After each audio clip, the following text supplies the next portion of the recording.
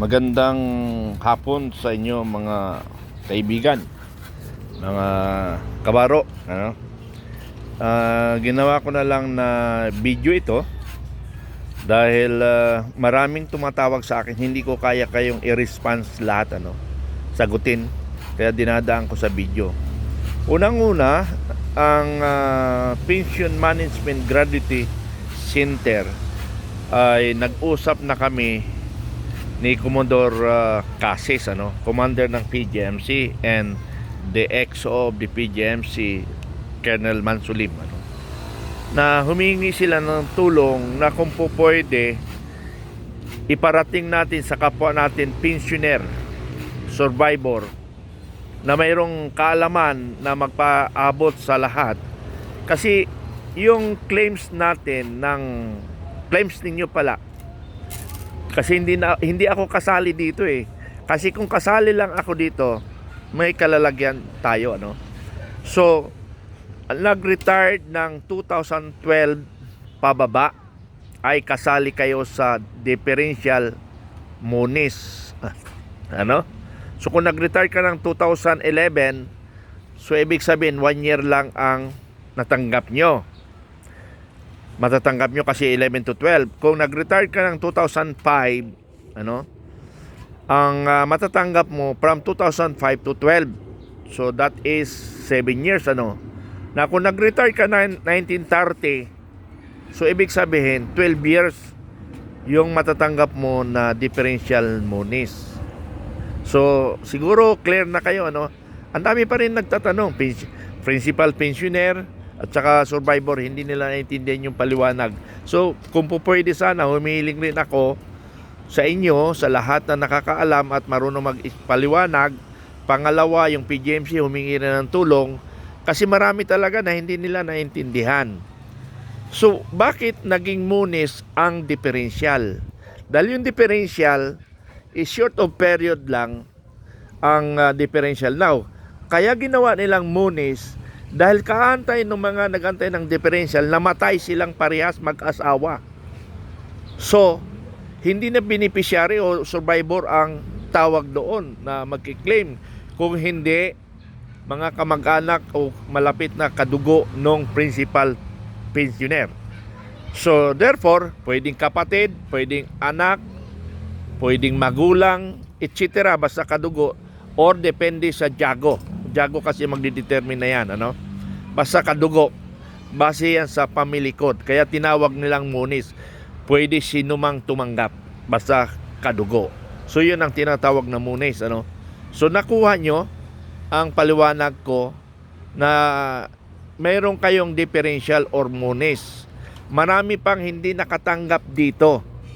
Ito yung hinabol ko noon. I started my advocacy hindi lang kay Pangulong Marcos. Nagmula ako kay Pangulong Duterte 2020 noong pandemic kasi madaming pinagluluko ng kababayan natin. So I started 2020. Hindi ibig sabihin na ako ay anti-Marcos. I'm not. Anti-corruption. I-clear lang natin, anti-corruption ang pinaglalaban ko. Nagkataon, si Marcos ngayon ang presidente, si Pangulong Marcos, Spoke 21-A ay hindi siya ang kinakalaban ko. Ang korupsyon sa kanyang pamumuno. Now, kung in regards to kanyang leadership ay hindi ko na dito pag-usapan kasi pinag-usapan dito pensyon, po.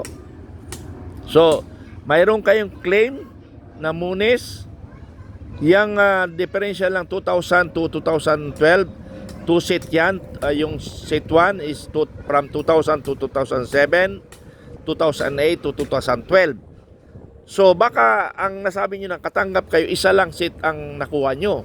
Set 1 or set 2. So dapat malaman nyo yan, i-clear nyo yan.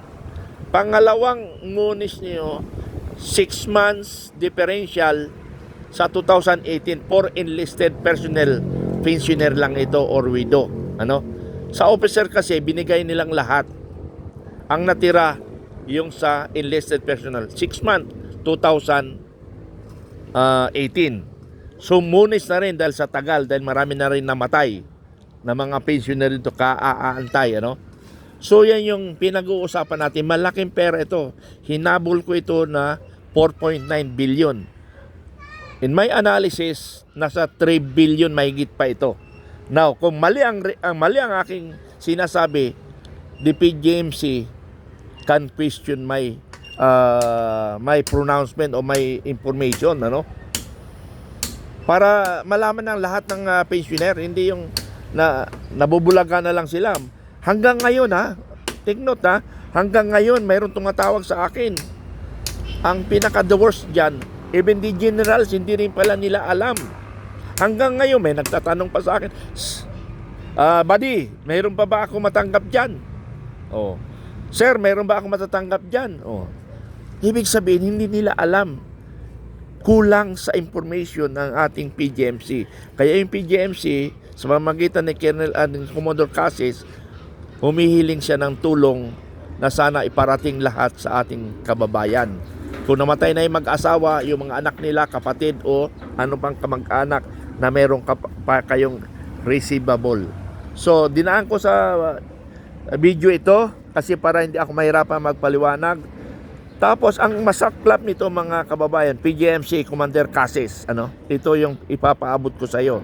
Marami sa inyong sundalo, empleyado, lalo na kayo ngayon, tumawag sa akin, taga-Magsaysay. Ang sabi ng taga-Magsaysay, hindi ko na sasabihin yung sundalo. Ang sabi niya ay, sir, hindi niya daw alam ang MUNIS. Naku, naloko na. Nalagay pa sa satellite ng PGMC, ang sasagot sa iyo, hindi niya daw alam ang MUNIS. So may problema sa PGMC. Palagay ko yung mga personnel sa PGMC, dapat 5 years pinapalitan. Kasi ang mentality ng mga nandiyan sa PGMC, nagiging civilian employee ang utak nila. Mabuti na nga lang nawawala na yung mga under the table na usapan niya sa PGMC. Pero kahit papaano, binulong ko na rin sa commander na mayroon pa rin mga under the table. Yung pinadelay-delay, kakagagat ka kasi nga galing ka ng Mindanao o Bisaya o probinsya. Kakagagat ka kasi kailangan mo ng pera eh. So yun yung problema. Okay, another information, Camp Commander. Bakit ako ang tinitingnan mo, Camp Commander? Ano bang violation ko sa camp regulation? Marami nakatambay dyan sa Gate 1, dinadaanan. Andyan lahat yung mga fixer.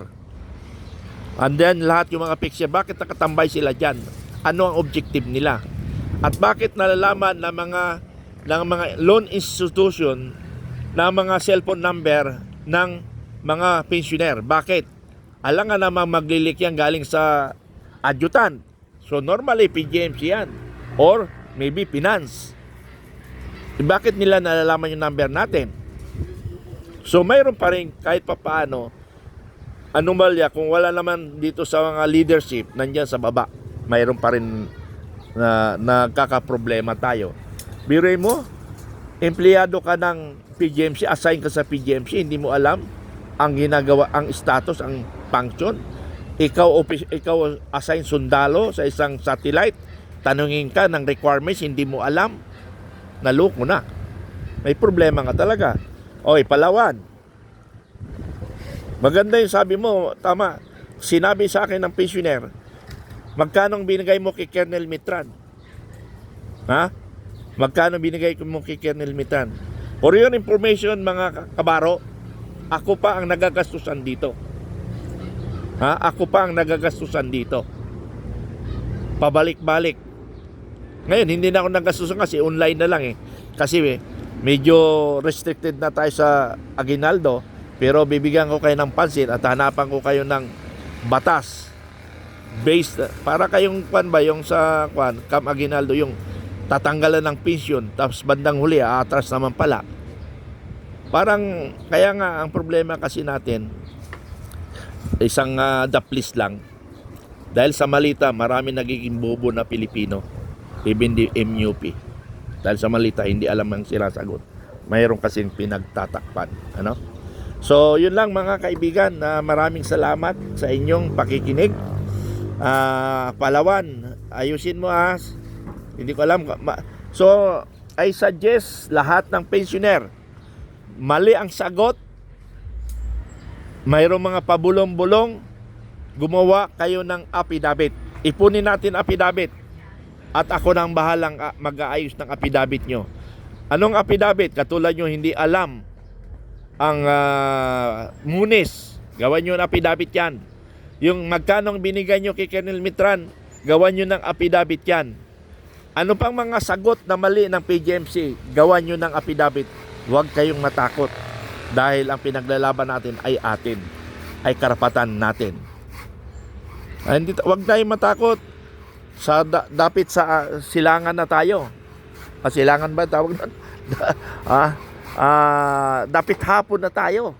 Natatakot pa tayo. Ang ginagawa natin mga kasama para sa ating kababayan, para sa sunod na generation. Maraming salamat. Maraming salamat. Pasensya na kayo sa palagi ko nagbibideo because ang daming tumatawag sa akin. Bakit ako tinatawagan?